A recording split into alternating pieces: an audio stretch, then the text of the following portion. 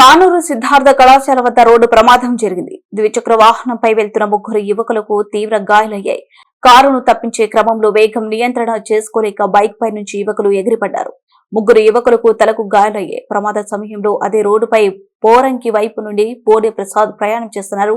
వెంటనే స్పందించిన ఎమ్మెల్యే తన వాహనంలో గాయపడిన వారిని సమీపంలోనే క్యాపిటల్ హాస్పిటల్ కు తరలించారు.